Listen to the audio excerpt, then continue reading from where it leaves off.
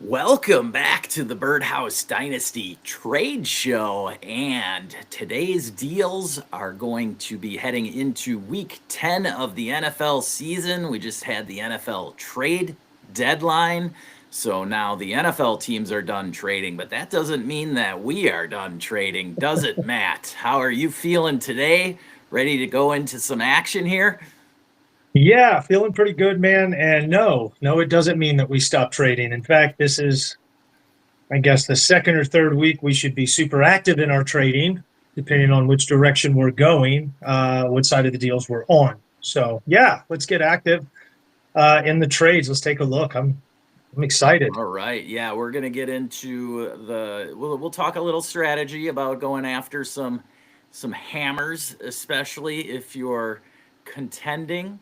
But if you're rebuilding, we're gonna talk a little bit of that strategy as well here. So we're gonna take our deals right from our Patreon, patreon.com/birdhouse dynasty show. You can get into the chat and discuss your trades, possible deals, and we'll help you out as much as we possibly can to make you successful in your dynasty deals. All right, so let's get started here with a big hammer in JT. Jonathan Taylor going from Charlie Parrish. This is in our Birdhouse 12 by 12 Best Ball Dynasty League. So we start 12 30-man rosters.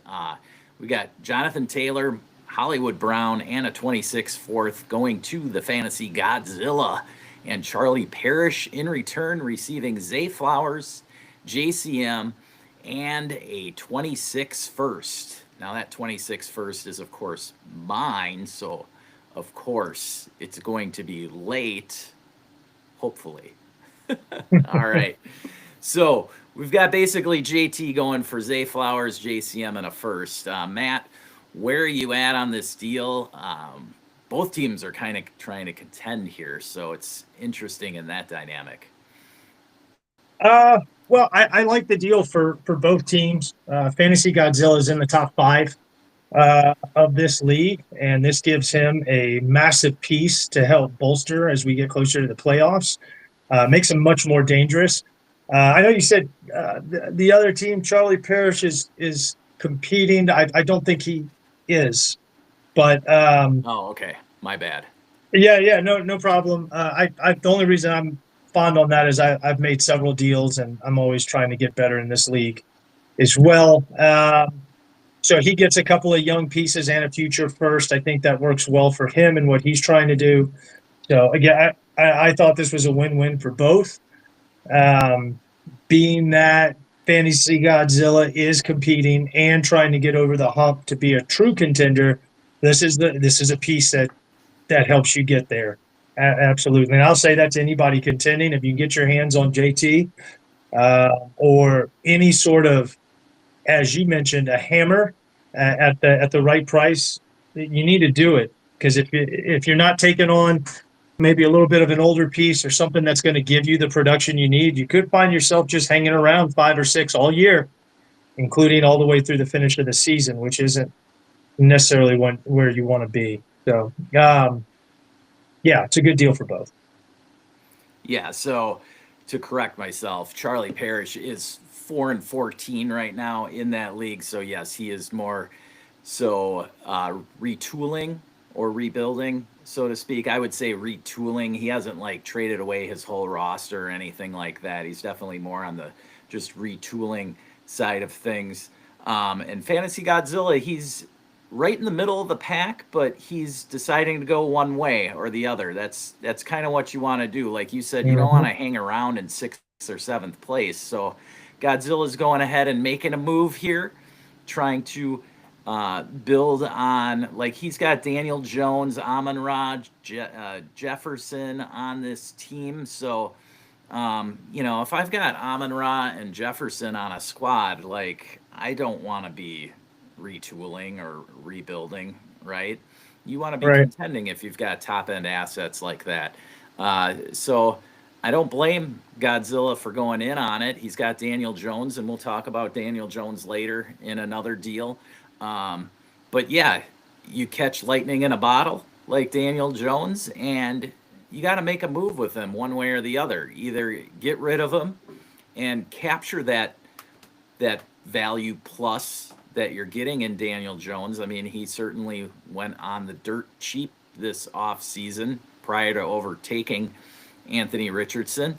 So right now, if you have Daniel Jones on your roster, decide one way or the other. Like, don't just sit on him. I mean, the Colts literally just gave up 2 firsts for Sauce Gardner. They are also realizing that they caught lightning in a bottle here with Daniel Jones, and this Colts offense is just exploded this year. I know they had a bad week against Pittsburgh, but I think that's just an anomaly. Like, this offense has just been clicking all season, and I Yeah. expect them to bounce back pretty well. So yeah, this is just a case of two teams determining which way they're going to go for the remainder of the year, and yeah, I love the deal both ways. Fantasy Godzilla, though he was middle of the pack, like, you got to decide. Don't finish 6th or 7th in your league. Like, Yeah.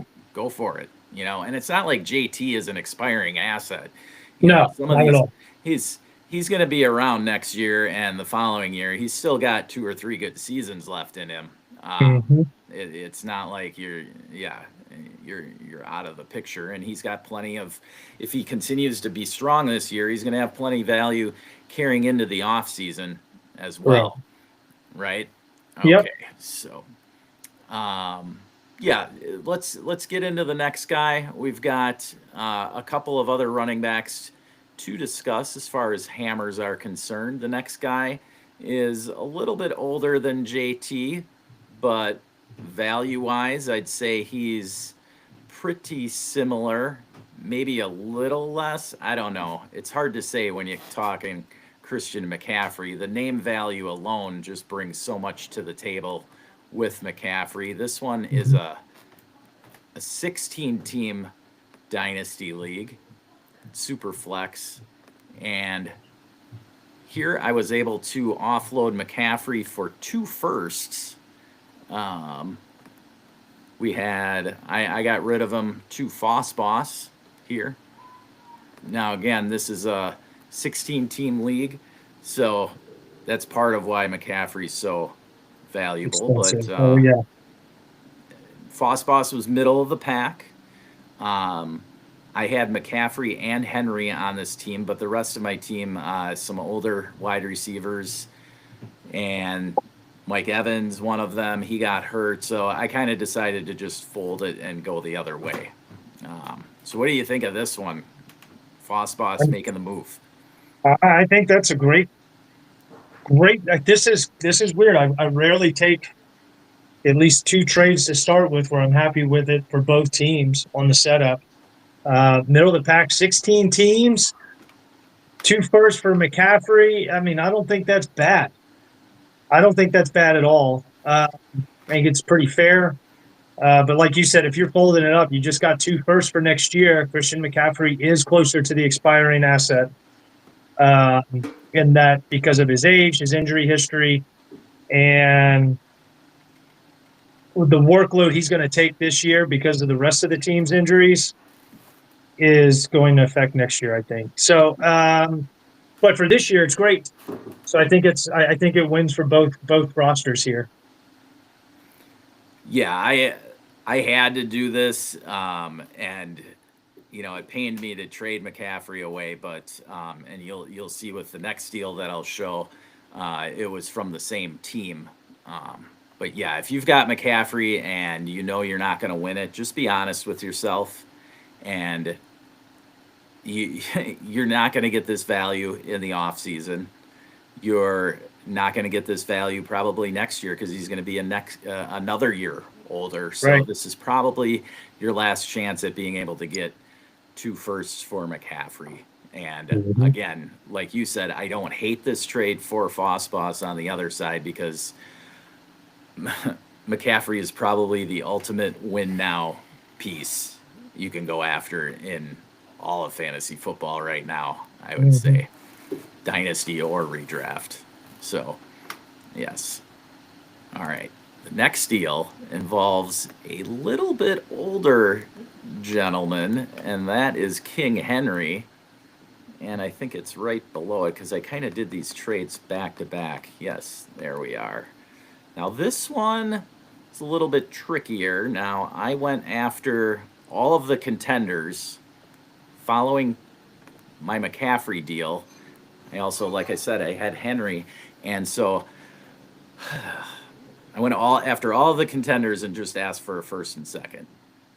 And I got one of them to bite. This was the top team in the league. He also has two other stud running backs, and he was the one that decided to go ahead and grab it. So this first in his mind, it's a 16 team league. So he's looking at it. He was in first place when he did this deal. He's looking at it like if you compare it to a 12 team league, like it's just an early second, right? Mm-hmm. So, but from my end, I needed to get off of Henry now, like now.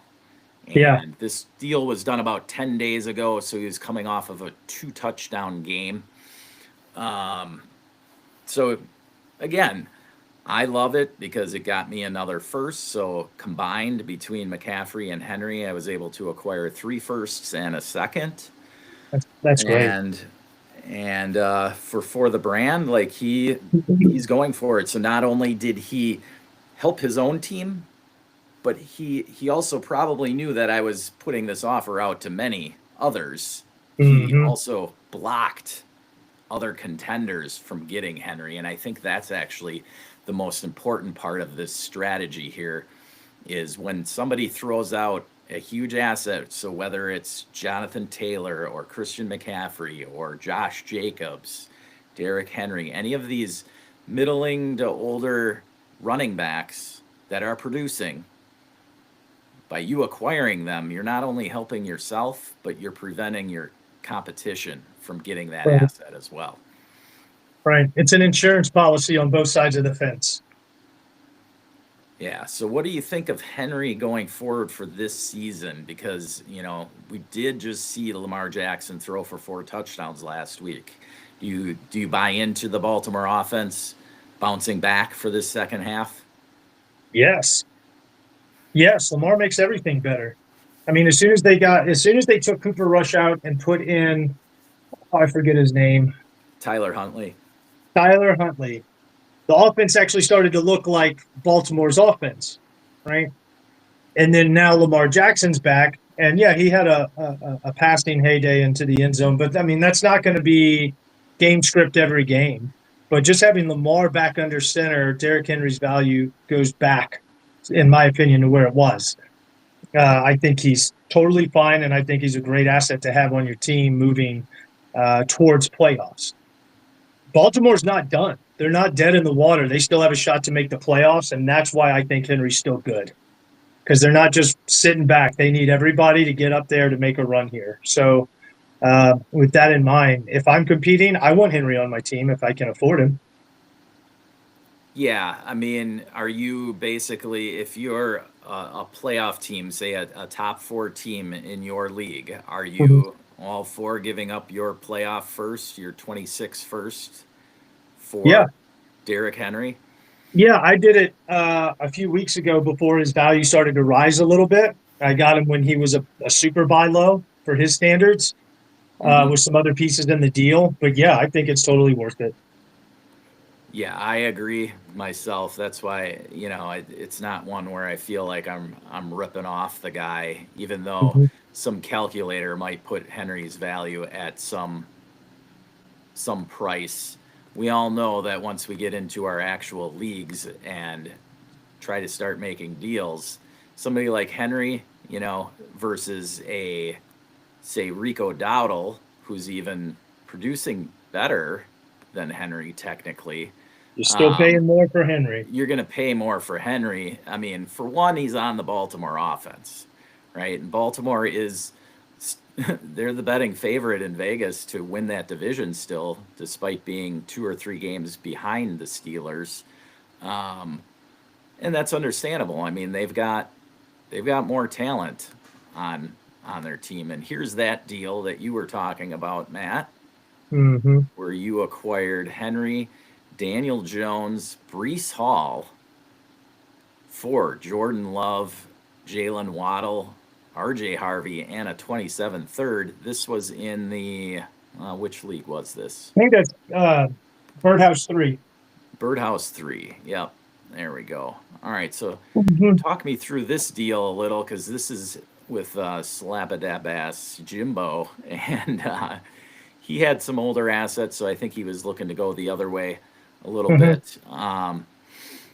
Talk me through this deal, because I know this one was huge for you in this league. Yeah. So, I mean, I needed pieces. I think I Yeah. had Kamara. No, I didn't have Kamara in this league. I didn't have a lot of good running backs to begin with in this league. I kind of passed on You had that. Harvey, And obviously.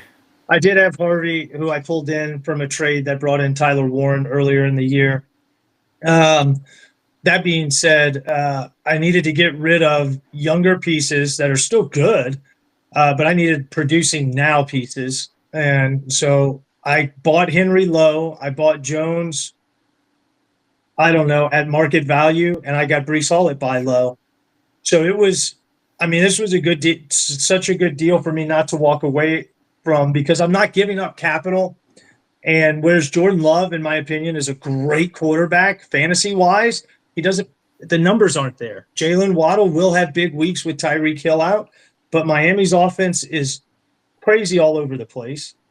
And yeah, I traded Harvey and now he starts to go off. But really, I'd rather have Brees Hall and Derrick Henry than RJ Harvey's production this year. And I needed a third quarterback. Daniel Jones gives me that. And he's through his bye weeks. There's a lot of positives for this deal for me to take. I came off of some things that I didn't necessarily want to, but I mean, I'm very happy with my end of the deal here. Yeah, I like it for both sides also. Like, uh, you're going one way, you want the points now. He's going the other way, he wants to just get younger. And I think it's probably pretty even value wise. Like, if I'm trying to cross players off, I would say Brees Hall for Waddle in the third is pretty close. RJ Harvey for Derrick Henry is pretty straight up value wise, and then Daniel Jones versus Jordan Love. Like, they're, pick your poison. Both offenses are playing pretty well. I know the Packers had struggled last week, but for the most part this season, they've been clicking pretty well, and I expect them to bounce back. And Love is younger, so he gets that advantage there. But from your end, Daniel Jones is a little more of a, he's risen so fast, so quickly because of their performance this year. You know, they are a top 2 or 3 offense, if not the top offense. I know they were tops going into last week. Mhm. So I think they're more of a guarantee to continue going forward to be in the top 2 or 3, whereas the Packers are simply a top 10 offense, we'll say.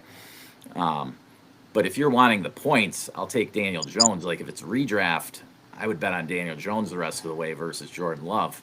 Oh Um, yeah, and especially so, now with the hindsight on this deal with Jordan Love losing Tucker Craft.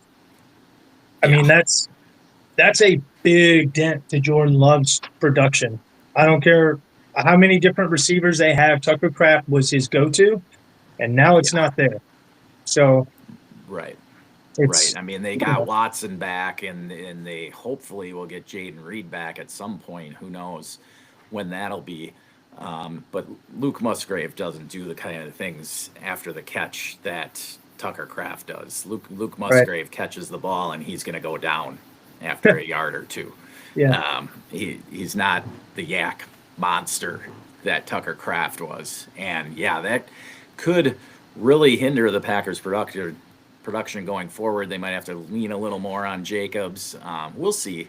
Like I said, Jaden Reed coming back, that could really bolster the offense. And Matthew Golden's still there. Romeo Dobbs still there. I mean, there's still plenty of talent there. But like you said, Tucker Kraft was really the elite option in that Mhm. offense. So we'll see. They got to change the way they approach games going forward. I think is just the way they've got to do it. All right, let's get into some of these other deals because we've got plenty of them to go over. Let me find the bar here. There we go. Okay. Next one was another. Yeah, this was another McCaffrey deal. This one I actually was acquiring him, and so it was a best ball 12 by 12. This league was the Max Points League. That's right. I did Oh this yeah. deal with you. Yep. So we can discuss both angles of this. I think we're both happy with this deal. Um, gave you back your 26 first. So value wise, I think you're probably winning the value, getting a second and third on top of it in a best ball format. And the fact that you're able to now control your own destiny is the key for you. I'm getting McCaffrey. We don't need to talk about McCaffrey's productivity again here, but yeah, from your side, give us your angle here and sort of the strategy about getting your first back. Note the Yeah. importance of that for everybody out there. Yeah. So this was a team I was super excited about, made moves to contend, but then the injuries just took over. And I got to a point where the injuries were lingering too long with some of my players. And, as soon as I made this deal, I go and score a ton of points because my team gets healthy to some degree. And I almost won again. But it's one of those deals. I mean, I could see the writing on the wall, and I was going to go into the easier part of my schedule. So yeah, it's going to be easy to get fooled by some things, but it really gets into the points that I was scoring wasn't even close. I think it was like ninth in the league. And so I had to move off my biggest point maker that was active at the time, and that was McCaffrey. And getting my own first back allows me to, control what I do with my team and what happens with my pick. I can make a lot more deals and really sink the ship now if I want to really improve my draft stock on that first, right? But if I don't own the first, then it doesn't really matter what I do. I'm really just beholden to every other team. And so that's why it was super important for me to get my first back. I know I was offered another first, and I just kind of dug my heels in that I wanted my first back um, for the obvious reasons, which y'all were aware of. But eventually, y'all gave on that. And because what McCaffrey, I think the week that we got stuck, I think McCaffrey had like a 45, 50 point game or something Oh like that. yeah. And then y'all came back and said, okay, here, take it. you Yeah, know, I the hold up here because we did wait a week on this trade. The hold up was that we knew what you wanted to do. I don't know that the rest of the league knew that, but by you making this deal, now the rest of the league's a little more aware. But I think the key for you is trading away McCaffrey. It sort of frees you. It gets this weight off of your shoulders, right? Like well, there's no owning more pressure. McCaffrey, owning an asset like McCaffrey, and we talk about this going back to the draft. Literally, as soon as you draft an asset like McCaffrey, and it was probably in the fifth or sixth round that you took him, but as soon as you draft somebody like McCaffrey, you are holding yourself to you're contending this year. Yeah. Like you're drafting McCaffrey over any number of younger assets, a younger quarterback, whatever you could have gotten in the fifth or sixth round instead of McCaffrey. You're now sort of locking yourself into this mode where you've got to pick the older point producing assets. And now that things didn't work out for you like you had hoped, you're doing the right thing and you're starting your retooling by going Hmm. out and acquiring him. And you were able to get three pieces here that in best ball, even a third is a valuable asset, much more valuable in best ball than in a lineup league, right? Right. Because you can buy with a third in best ball, you can buy somebody that's going to get into your lineup multiple times, and you Yeah. can use that this off season to be flexible. And so that's why I love this deal for you. You were able to squeeze as much as you can, squeeze as Yeah. much juice out of us as you could here. And Yeah. so I like what you were able to do in this format. It's left us a little, Yeah. the cupboard is a little more bare now, but at the same time, getting McCaffrey for us, it was huge because, again, it blocked the other teams in the league from getting him. And that's really why we went ahead and pulled the trigger on Yeah. McCaffrey. All right. Next Plus, I was up, being cool about it that week during the trade too, because the week prior I'd put him on the block. We didn't come to it, but then that next week it was not put on the block. It was a very privately executed deal, so y'all had that right of first refusal.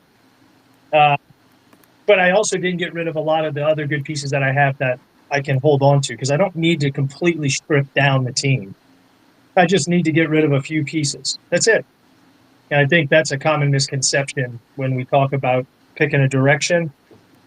You know, if you're playing for next year, it doesn't mean you necessarily have to get rid of all your good players. You can still keep some of those good players. You just got to get rid of those expiring ones or the older ones. Um, you know, like I've got CD Lamb on this team. I thought about trading him, but then I walked that back real quick. yeah, and I So think that was the holdup the previous week. We had been trying to push for CD in the yeah, deal as well, but you held strong, and that's probably the best move because that's where really we get into when we talk retooling versus rebuilding. If you had traded CD to us, then you'd be really putting yourself in a rebuild, yeah, right? You're trading away. So I look at it in retooling versus rebuilding. When I'm retooling, I usually try to have 5 good assets that I'm going to hold on to. And I typically in Superflex, 2 quarterback leagues, I try to have 2 quarterbacks and 3 wide receivers, 3 young wide receivers, somewhat young at least. Um, so I got 5 guys that I can build on. Now, if I have Bijan or Gibbs, you could include them in there. But somebody like Jonathan Taylor, McCaffrey, Henry, Josh Jacobs, those guys you'd probably want to move off of because you don't know if this is their last year that they're going to mm, be producing at this level where you could get 1+ firsts in value for. And in that deal, the first that you got back is worth more than your average first. It's you knew what you were going to be doing. We knew what you were going to be doing. That first is going to turn into the 101, 102, 103 ish range, um, which gives you way more flexibility. yeah.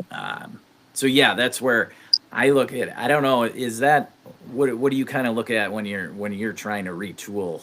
I look at 5 assets I want to have and keep, and then the rest are everybody else is available. How do you kind of Yeah. look at it? So in this league in particular that we're talking about with that McCaffrey deal, you know, I've got 3 receivers, I've got 2 quarterbacks, and I've got a younger running back that's just on the shelf right now. So it's um, I've got all the pieces I want or need. Hell, I think I even have a young tight end in there. So uh, I've got all the pieces I need. I just or to be foundation, right? Um, Mm-hmm.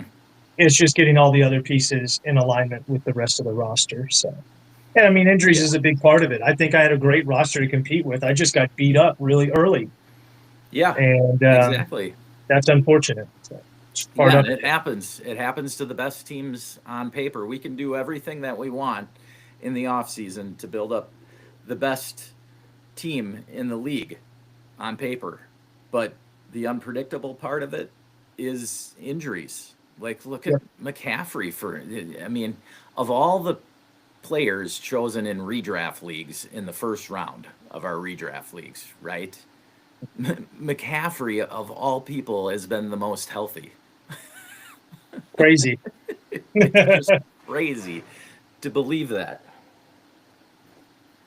because you've got even Puka had his stint. He's back hmm now. although he got banged up again last week, but he even had his stint where he missed a game. So, yeah. All right, moving along. We've got another Daniel Jones deal here, and Jacoby Myers as well. As you can see here, he was still on Las Vegas, and we can chat about that a little bit, the two big fantasy deals that were made. But here, this was our Taco Corp League, and you were able to get rid of Daniel Jones here, who you had acquired from me earlier in the season, but injuries and so forth led you to this point a couple weeks later where you're not going to contend for the title. So Hey. go over this one here. You dealt with Sam in this one. Mm-hmm. Yep. Yeah. Complete rebuild. Well, complete rebuild. Complete change of direction. And the cool part is, I mean, I don't have a certain asset that I traded away, still trying to compete, but I've almost recouped everything, and I still have some assets to move. So I'm not unhappy about it. Getting the 2 firsts in this deal was key. I had to come off of McConkey in order to do it. I didn't really want to because he's a young receiver. But I wanted to improve my 27 portfolio, for being honest. And getting the 27 first is what helped that go through.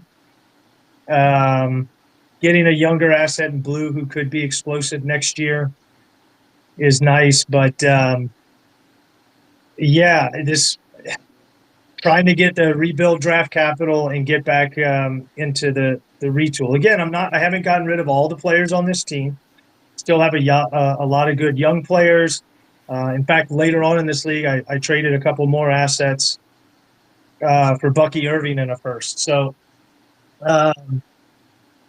yeah, I'm still being able to make the moves I need to make in order to get back on track.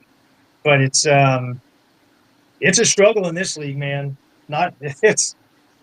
People are different in every league that you go through, and how we or anybody else that puts out content value some of these players. Not everyone else does, and so it does make things difficult. So when you're in those leagues and you can pull off deals and get what you want out of the deal, I'm pretty grateful for that. Yeah, this league definitely has a few, I don't want to say newbies necessarily, but it does. And they're learning the value of assets. Now, here in this case, Sam definitely, I wouldn't say, was out of range of value. I mean, Daniel Jones and McConkey, they're both standalone worth firsts. This is a very fair deal thrown into a calculator. Jacoby Myers versus Jaden Blue. One is a contending piece, the other is not. I like the deal from both sides. But getting McConkey is very nice for Sam. McConkey has bounced back well after a struggle early on in the year. But here, you said you were retooling and whatever. In the previous deal, we talked about trying to have those foundational pieces and generally young quarterbacks, wide receivers. You gave up McConkey here, but sometimes you have to do that in order to, like, you would have not been able to get Sam to come off of both his 26 and 27 firsts without a player like McConkey in the deal. And Sam needed, if he's coming off both of he's going all in now for 26 and 27 by doing this. Like, he's given up all of his flexibility for the next 2 years by acquiring McConkey and Daniel Jones. And I don't know that I love doing that. Personally, well, now let's keep in mind, he does own the 101 and 26 still. True. So he does have some flexibility with that pick alone. So he's not completely dead in the water from a cap standpoint. But let me tell you this about McConkey, and this is why I was okay coming off of him. His resurgence this year happened when O'Marion Hampton went down. When O'Marion Hampton comes back and this offense gets back to doing what it wants to do, which is be a run-heavy team, I still have questions about Ladd McConkey's role within that offense. So, and Gadsden's emerged as a very dependable option to Herbert. Quentin Johnson has come back this year very strong. And then they added Keenan Allen. So there's still a lot of question marks around McConkey, even though he produced right out the gates as a rookie and has resurged this year. I still have a lot of question marks around him past this injury of Omarion Hampton.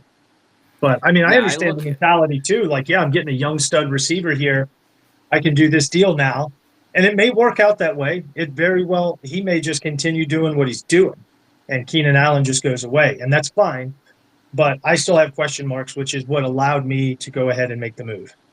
So it's not just what they're doing now or what they're doing at the time. I mean, look at the whole picture. Why is he producing now? Well, they're not running the football and they're throwing it more. That's why. So there's more targets. But what happens if they start running? The targets are less, and so is his production. So all things to think about as you make deals for players, especially when you're talking about giving up firsts. Yeah, the Chargers, I mean, they are one of the most interesting offenses to talk about because there's just so much talent there, right? You mentioned Keenan Allen coming in, Aronde Gadsden now blowing up, Quentin Johnston's still there, right? They've got Trey Harris in the wings, and then, of course, Omarion Hampton, and it's all led to Justin Herbert really being the one benefiting from it all. Now you have Joe Alt going down from the season, but they did make a nice trade deadline move in acquiring the guy from New Orleans. He's not Joe Alt, but he's a very flexible lineman that can fill in at all three lineman positions. But the point with McConkey is interesting because really, Ladd McConkey, he came into this season as someone who some people looked at as possibly being a top 10 wide receiver. Dynasty-wise, he definitely was right there on the fringe. But kind of the way I always looked at him, it kind of scared me to put him up into that elite level. Like, I didn't see him becoming, being able to make that jump into the top 5, right? Whereas you compare him to somebody like Rashee Rice, who they were similarly valued, right? And even you could have gotten something on top of Rashee Rice for Ladd McConkey in the offseason.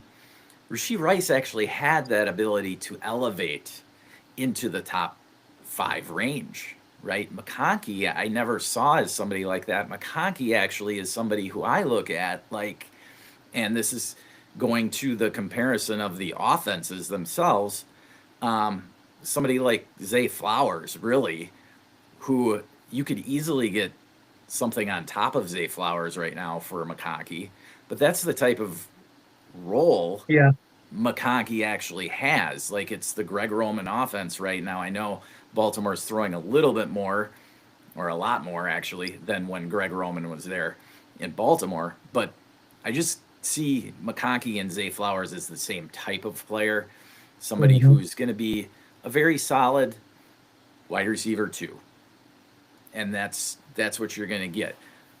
That's how I look at it. McConkey might be a year or 2 younger, but this is what happens to young wide receivers in Dynasty. They get elevated in value because of their age, and then they sort of fall back into what they actually really are. And that's what McConkey really is. I don't think he's a dude that is going to get you 10 plus targets every week. Like, yes, there's certain weeks where he will, but that's because the Chargers had to throw 50 something times 2 weeks ago.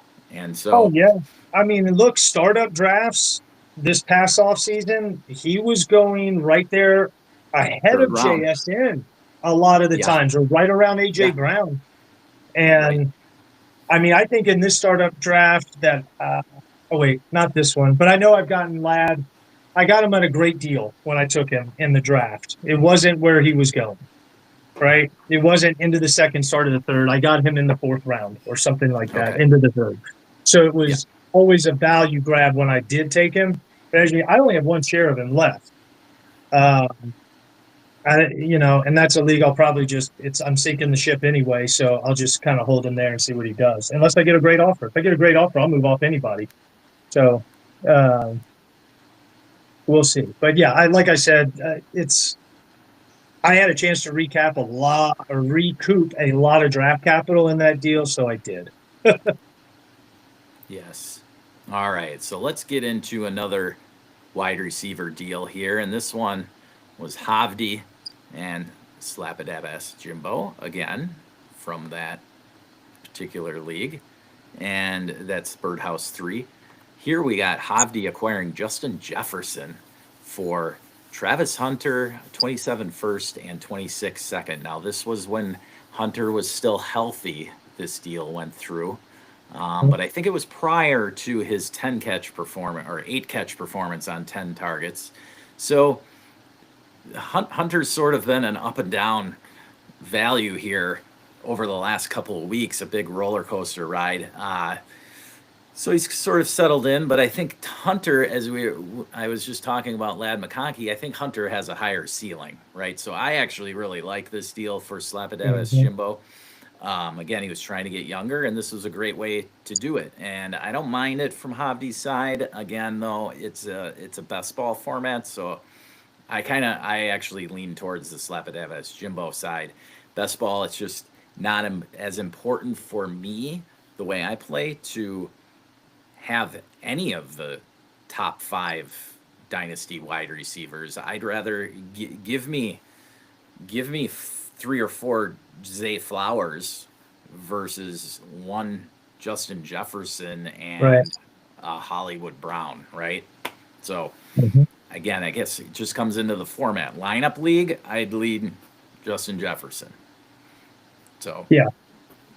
So I'm with you. I'm going to lean on Jimbo's side here, getting the young receiver that I believe the organization is invested in the most on that team, along with a future first and second.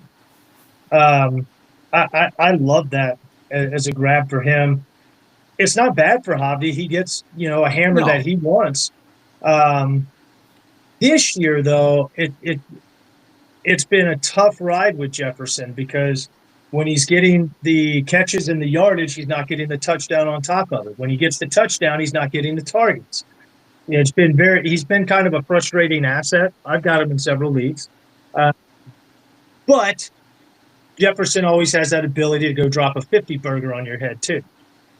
Whereas I don't know if Travis Hunter's there yet, especially from the IR. He's not going to be dropping any points. So, I mean, I could pitch both sides of this deal, but based on where they are and what their team rosters look like in this league, I like the Hunter deal, the Hunter side of the deal.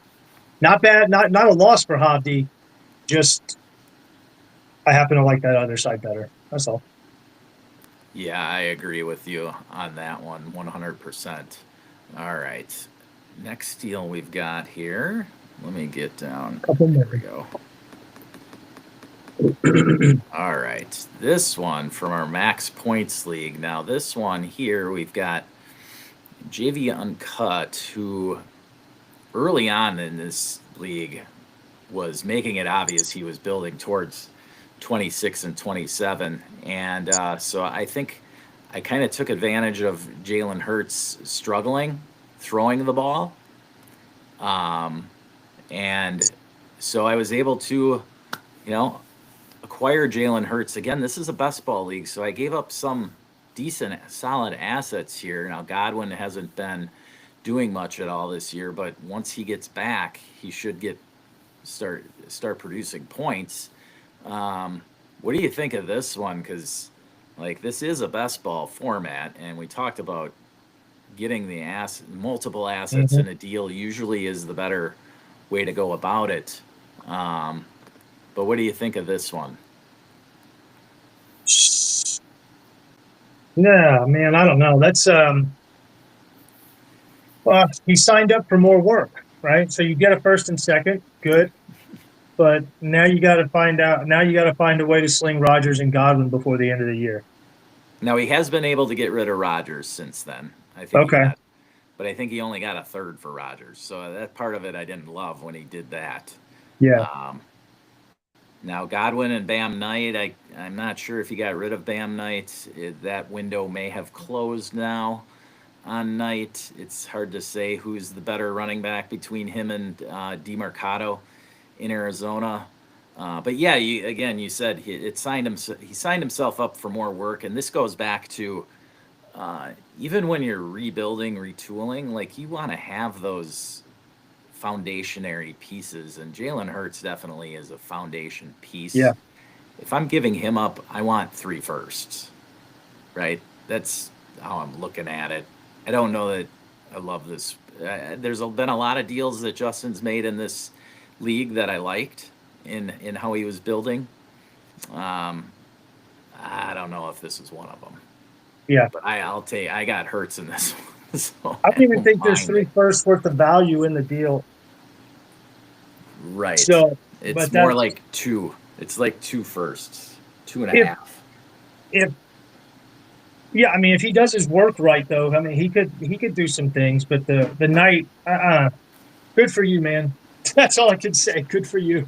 All right. I don't want to pound on Justin too bad. So No, I I'll mean, it's not move on to horrible. another one. It's not great either.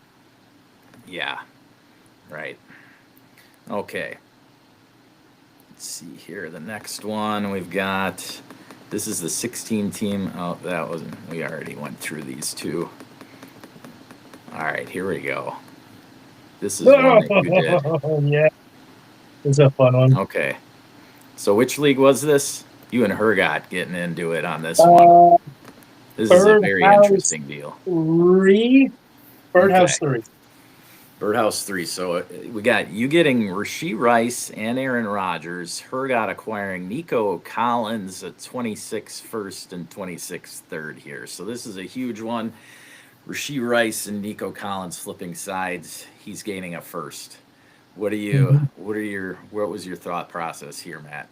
Well, he wanted 2 firsts for Rishi Rice, which is not crazy talk. But I didn't This want was to get about 2 10 firsts. days ago, this deal. This was like two weeks ago, I think. 2 This deal games was. ago. Yeah. So Yeah. I didn't want to actually give up 2 firsts, but I'm competing or like right on the fringe there. So I needed a third quarterback because I don't know, quarterback was banged up or on a bye, something like that. So I needed another quarterback.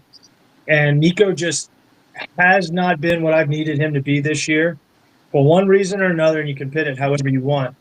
But he still holds value because he's 26 years old and he's a great receiver. So Nico in a first gave my trade partner here, got everything he needed to come off Rice, which I need now.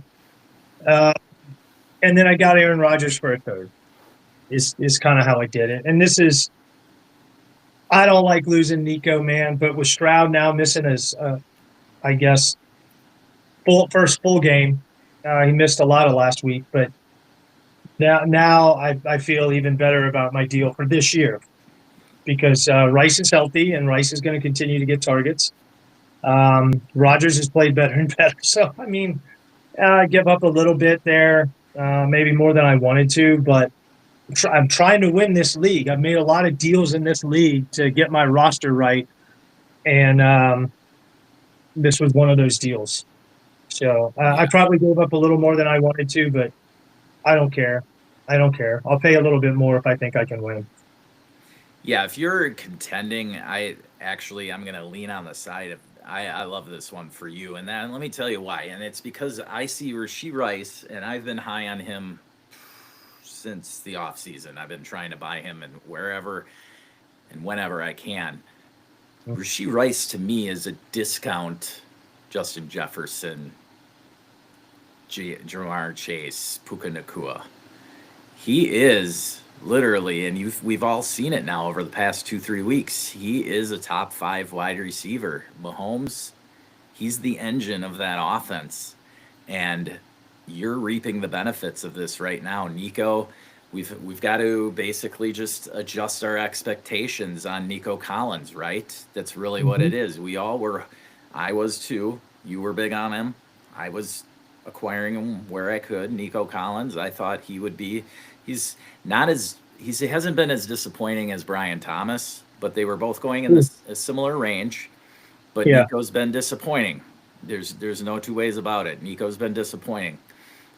So I don't hate this deal for Hergot, But I also just like it more from your side because Rasheed Rice is such a beast, and you Mhm. actually got him kind of.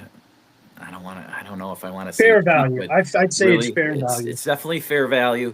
I love getting Rodgers as a contender. He's going to be consistently putting up points. Like even with Arthur Smith running the show there, Rodgers still slings it around enough, Hmm. you know, to in a super flex format that he's a good back end QB2. And even and especially in a best ball format, like he's going to get into your lineup at least every other week, right? So as a contender, this is a very solid deal. I really like it from your end, and Yeah. don't hate it from Hergot's side. I just wanted to emphasize the point that I see Rasheed Rice is still a discount Puka.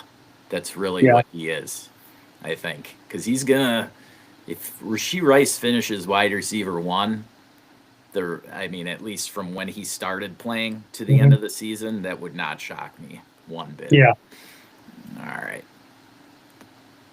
And you can still get him for this price I'm right trying. It's now. just hard to get him. Well, for sure, if Everybody somebody's who's got him for the contending, most part is now not contending because they got him in the startup and they forfeited exactly. the first 6 weeks without him. So now you can go buy him. So Right. All right. This is a 12 by 10 lineup league. Mojo, our Mojo League.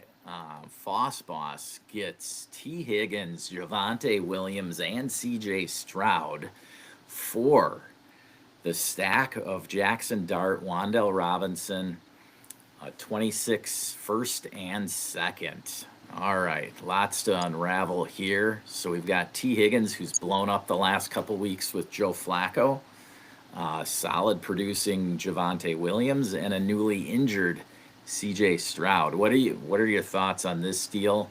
Foss Boss contending in this league. Frosties is not. yeah, this man, this is it's an interesting trade, man. I really like Jackson Dart. I like him a lot. But I'm sure that was the linchpin piece of that deal to get it through. For sure. Getting the young quarterback plus the first and second. Wandell Robinson's a moot point. I don't care what anyone says about his production. If you look at his points per game, he's hit or miss. Even without Neighbors in the lineup, he's hit or miss. So that's not the piece. It's Dart the first and the second. And I think Foss actually gets a win on this deal as a competing team. Higgins has been great since Flacco's taken over. Javante's been pretty darn good and reliable all year. The only weird piece is Stroud, and that's just because he hasn't lived up to expectations. But uh, I'm hoping he's got other pieces, quarterback pieces to this team. But getting Higgins and Williams, I think, for this year and being a competing team is very big, especially now that Dallas didn't make a move at running back at the deadline, and Higgins is still a Bengal. So I think it's still tons of upside for those two guys as competing assets. It's just Stroud is kind of a weird piece right now with the concussion and the performance as a whole. Now, he has gotten better over the last couple of weeks until he was concussed. So we'll see what it looks like in week 11 when hopefully he makes it, or excuse me, yeah, week 11, hopefully when he makes his return.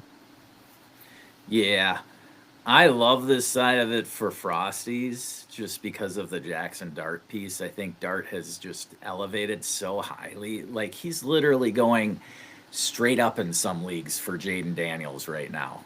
He's Mm-hmm. gotten that much excitement, and this excitement is only going to continue throughout the upcoming offseason with Malik Neighbors coming back from Yeah. injury. Plus, who knows what kind of offensive pieces the Giants are able to add this offseason. Now, I know they didn't get a Jacoby Myers or Rashid Shaheed before the trade deadline. They didn't add that piece to their offense, which could have really helped Jackson Dart for contenders. But for rebuilders, like Jackson Dart's an awesome piece to add. I really love it from Frosty's end of it. I understand it from Foss Boss's side too. I think that he's been fortunate with T. Higgins' performance over the last couple of weeks that makes this deal look better for him. But once it gets to the offseason here, we have no idea what's going to happen to Javonte Williams. We've got a couple of Javonte trades in A lot here. of question marks. Yep. This is the time. That's why I love it from Frosty's side, because he unloaded Javonte and got something solid for him. Like Yeah. Javonte, you're able to get like a late first for right now, and he did that Yeah. basically in this deal. Because to me, Stroud and Higgins for Dart is about even, okay, value-wise or whatever. Dart is probably in a lineup league worth more. And so, I don't know what happened. Okay, there we go. So yeah, I'm leaning Frosty's side, but I don't hate it. I'll tell you this, though. I guess. These are, like you said, though, he's contending. Higgins and Javonte are pieces that are going to help. And I'll say this, too. Yeah. I traded Javonte Williams away for like a first a few weeks ago. And then in that same league, went and turned around and did the trades for Rishi Rice, Derrick Henry, Breece Hall. So some of it, you can trade contending pieces and still be a contender and go out and get other pieces. That's what I did. I just moved off of him and then went and got other pieces. Yeah, especially in a lineup format. Like, I love doing that in lineup leagues. Lineup leagues where I already have a solid starting lineup. Like, you have to still be flexible enough going forward for the rest of the year. Like, if you have Rico Dowdle and he's sitting on your bench, like, that doesn't help things. You want to try and move him for draft picks if you can, so that you could maybe use the pick that you acquire, add it to another guy that's currently in your starting lineup, and maybe get a better piece in your starting lineup versus just trying to trade Rico Dowdle or Javonte Williams and the player. Maybe that guy doesn't want Javonte Williams or Rico Dowdle. By getting a draft pick for either of those two running backs, now you open your window up for available trade partners, right? Because then you open it up to the not contending teams as well.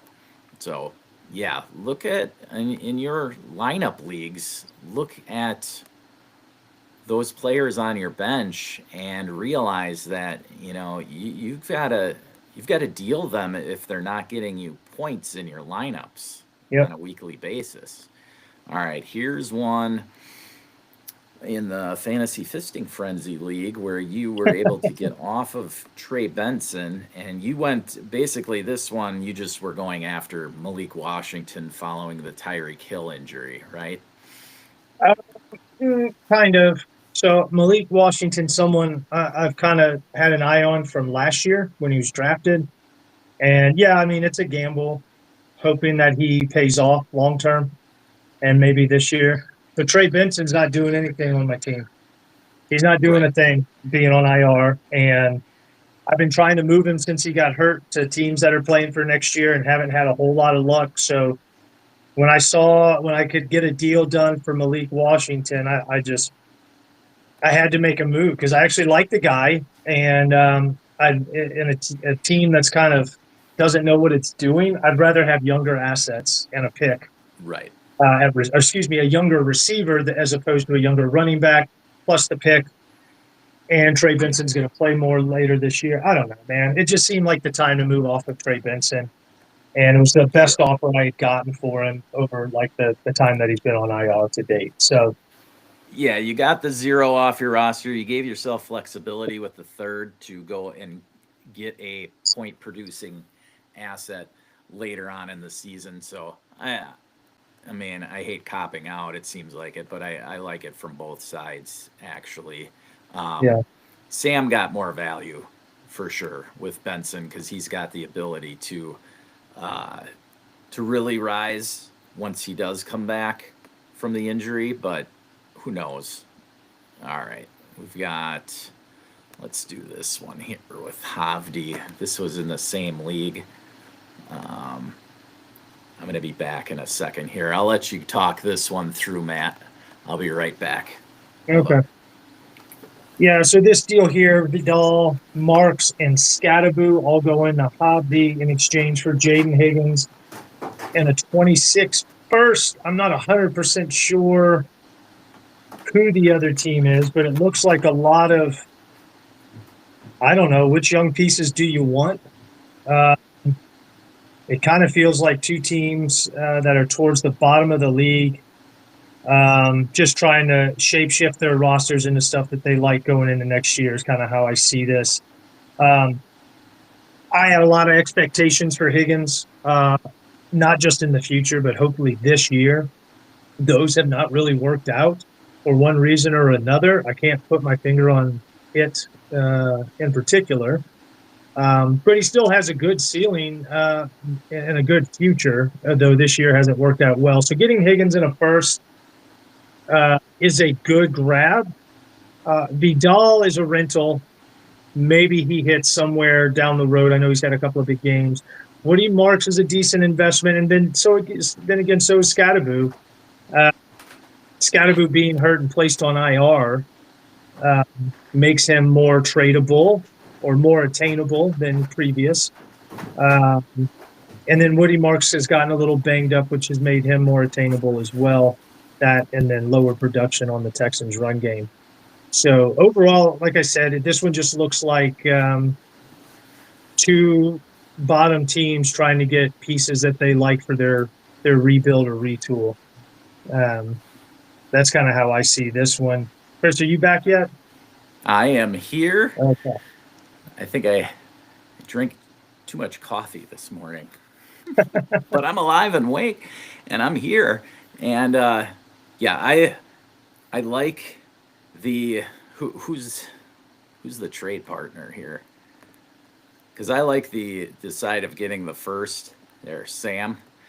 I know that Scadaboo has this aura about him, and that's what Havdi's buying into here. I just don't know how sustainable it's going to be. Like, is it going to sustain throughout the entire offseason? And then is Scadaboo going to be as much fun next year? Is he going to return from the injury completely healthy? Like, that's the only concerns here. And so to just go off of his 26 first, if he's rebuilding, like, I know Woody Marks has some potential, but Kamani Vidal is just a fill-in, right? Yeah. Like, he's not taking over Amari Hampton. He looked really good for a couple of weeks, don't get me wrong, but you know, he had a bad week last week, and now it's talking like Jared Patterson could. You know, they're just going to play the hot hand. They're backup running backs. Well, see, the other thing Kamani too that's Vidal. weird about this trade is 3 running backs, all young running backs drafted within the last 2 years. Yeah.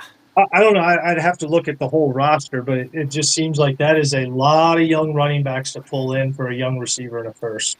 And so, yeah, from that perspective, I guess I'm sure Havdi was a little weak at running back, and that's why he was willing to give up a first to do this. But I just don't love it if you're rebuilding. Like, that's probably a top 5 first.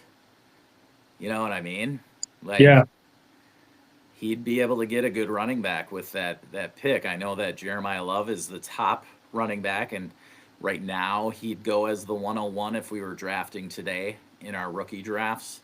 But that doesn't mean that he's still going to go the 101 come next spring, next summer.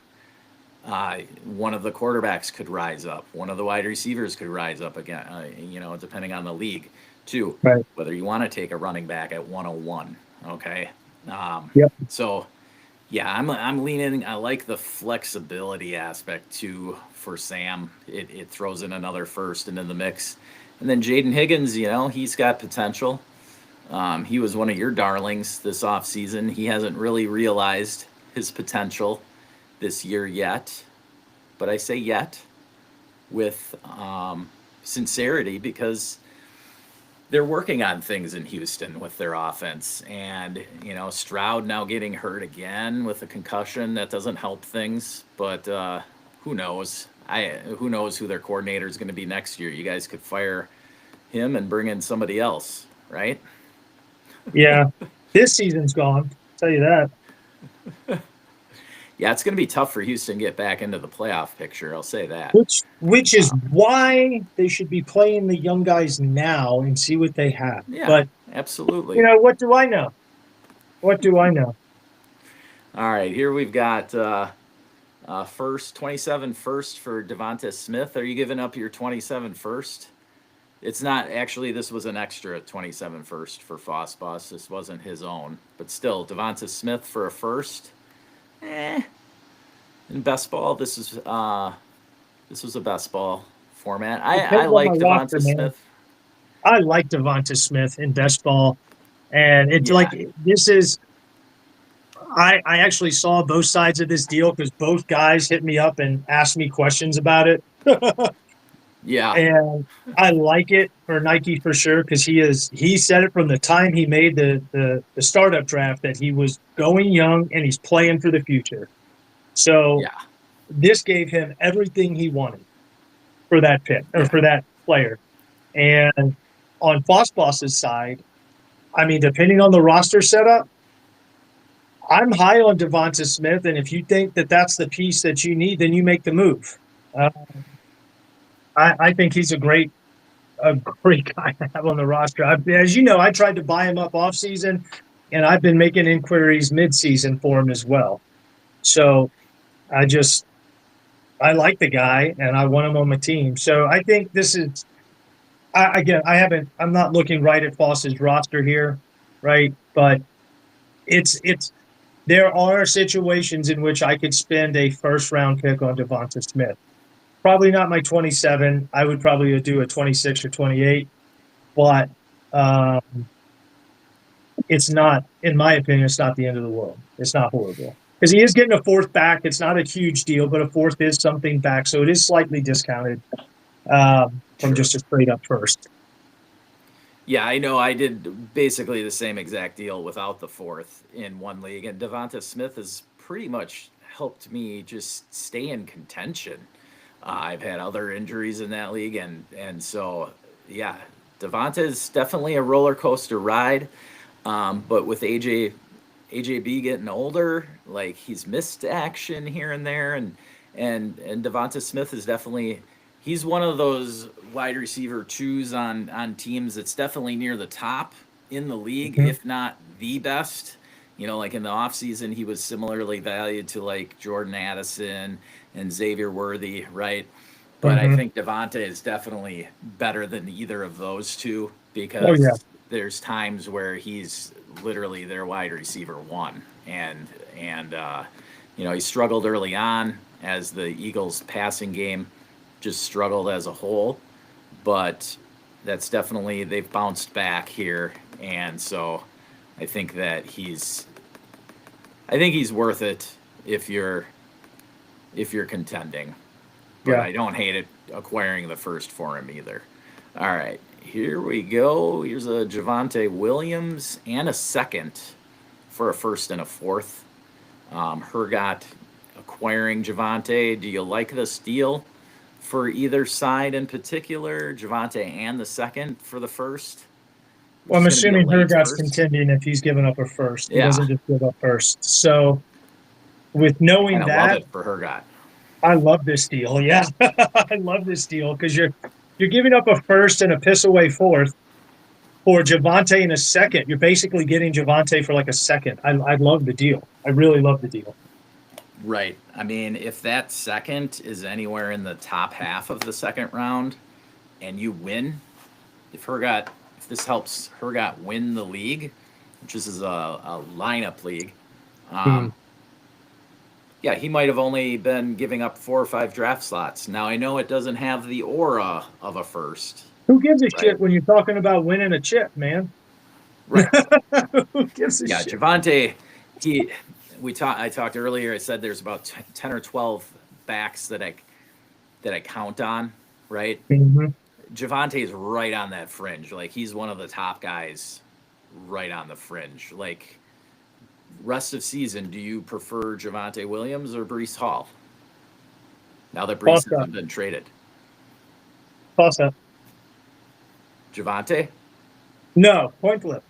You Point just flip for oh me. coin flip. Okay. Yeah. I would prefer Javante personally, just because compare the offenses. Javante's going to score more touchdowns. I mean, Yeah, but it's Brees Hall can redraft. throw touchdowns too, man. Yeah, that's true. He's probably more accurate than his current quarterback. Yeah, right. They have the same skill set. I think I'd rather have. They both are good runners. Both are shaky passers. I'd rather have Brees Hall than Justin Fields. Okay, Yeah. let's do. Let's get one more in here. Let's get one Yeah, more. let's. Do we want Lad McConkey? Do we want to talk? Okay, here we go. Oh, jeez. We already talked Lad McConkey. Here we go. This is from the Turtle 2 League. So I am not in it. You are not in it. But we've got Bijan Robinson, 12-team lineup league. Bijan going for. Now, if you're a contender, I think this is kind of the way to do it because you're giving up 2 firsts all the way out in 27 and 28. Not even 26. So 2 firsts and 2 seconds here for Bijan. Bijan, definitely one of the top 5, if not the top Dynasty running back. You can argue who you choose in redraft at running back, but for Dynasty, it's either him or Gibbs, really. And I'll take Bijan all day because he's getting more concentrated of the volume. He doesn't have David Montgomery. Although Tyler Algier does get some work, but I guess I'm just slightly leaning Bijan here. Regardless, we're not arguing that. If it was Gibbs in place of Bijan in this deal, I think it would probably cost the same. Yeah. If I'm a contender, I love doing this because you got 2 years to recoup other firsts elsewhere, whatever. This is ideal. Well, you could probably turn around in the offseason and sell Bijan and get it all back and more. You could turn around in the offseason and get a 26 and 27 first back and have a first round pick this year. Yeah. Instead of your 27, 28s. Yeah, I actually don't mind the deal. I think the cost is actually probably over for Bijan right now, but it's moved so far out that it doesn't really matter. You can kind of live with a couple of down weeks that Bijan's had recently. So, it's actually really not bad. I love the fact that the picks are moved so far out. Yeah, for lineup league, I mean, this is kind of what you'd expect to have to pay. Yeah. You know, I don't know that anybody. Well, some people would give up 3 firsts. I personally, I've never given up 3 firsts for a single player. Never have I done that. 2 firsts plus, yes, but those are on extreme contenders that I've done that. And here's again, this is the kind of price that you pay. Like I've done it. In particular, I know a situation where I did it for McCaffrey and I did it for Derrick Henry, and this was like 3+ years ago. Bijan Robinson is younger than what McCaffrey and Henry were when I did those deals. And dude, Bijan is just a cornerstone asset. I don't see Zach Stupnick's lineup here, but if he's anywhere near the top 4 or 5 teams in his league, this is a great deal for me. This is what you want to do if you're giving away your first rounders. So, hammer time it is. Yes. All right. So, we talked about a lot of running backs here, going after those running backs. We did a couple of nice wide receiver deals, Rashee Rice, Lad McConkey specifically, we talked about.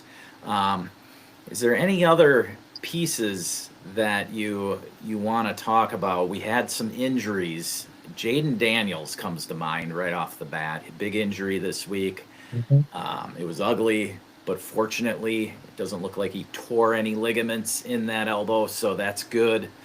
It's not his throwing arm anyway. But as far as Washington's concerned, the way they've started this season, record-wise, I think they're probably going to lean towards, shutting him down for the rest of the season.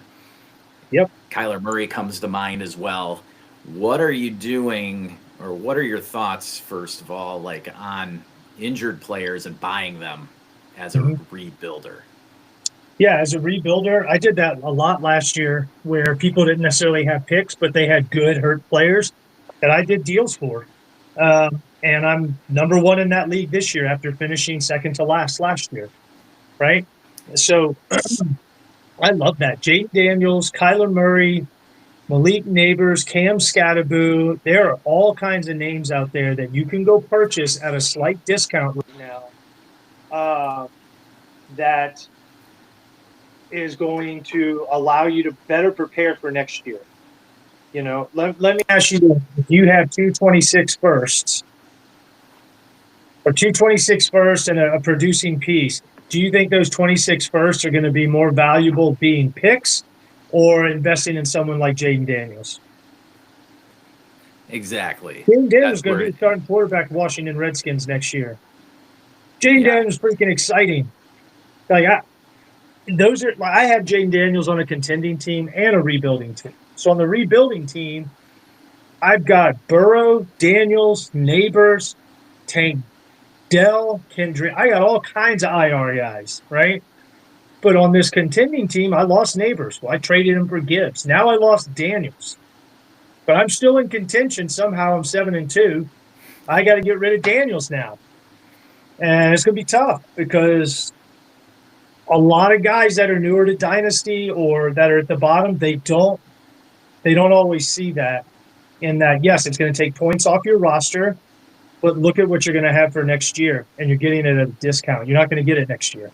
Come off season, or as soon as I know he's healthy, he no longer is discounted. Boom, 3 firsts. Thank you. So get him for 2 firsts instead of 3 right now.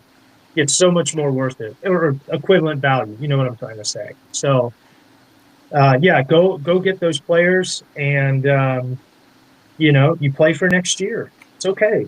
It's okay to do that. It's better than finishing middle of the pack with middling draft picks and middling players.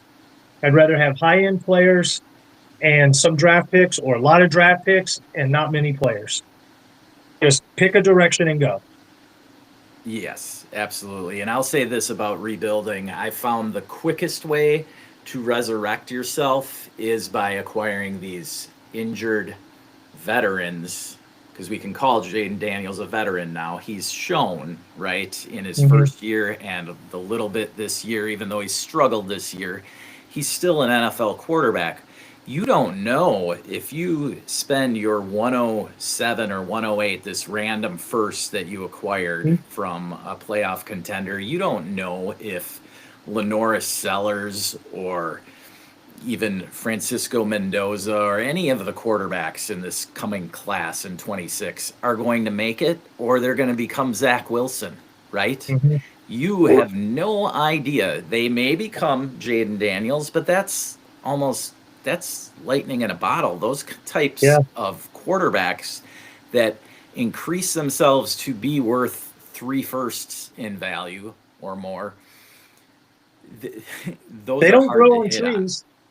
Yeah, They do not grow on trees. Those are, you cannot count on something like that happening. And if you're able to acquire a franchise quarterback, right, like a Jaden Daniels, that is something you go out and do.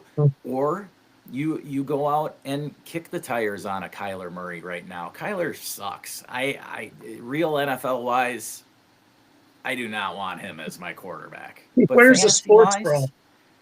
fantasy wise, right? He's going to get an opportunity. Justin Fields has gotten 2 opportunities since failing in Chicago, and everybody was super excited about him for the Jets this offseason. He was going for firsts Mhm. prior to the season. So I guarantee you, Kyler Murray gets traded out of Arizona this offseason. There's going to be hype for him. There's going to be a market for him. Yep. He could go to Cleveland and there's going to be a market for him, right? That's all I'm saying. So go ahead and trade some point producing vet for Kyler Murray right now, and you'll be able to, he'll have some flexibility this offseason. That's all I'm saying. Maybe half the league hates him and doesn't want him, but there's going to be at least 2, 3, 4 guys in your league that will want him because it's super flex, 2 quarterbacks. Those have value, right? If you go into next season with Kyler Murray as a starting quarterback, as your quarterback 2, you're going to think pretty good about it, right? Mhm. Trevor Lawrence, same way. It's, well, a little different in the fact that he's still going to produce some points right now, but the market's down on him. Everybody Mhm. doesn't like him. This is the time to buy him, okay? I don't know whether or not Trevor Lawrence is going to actually improve, but the Jaguars are going to have to try and make it happen. With that Because they contract, insulated him with a contract. Exactly. he's locked in there.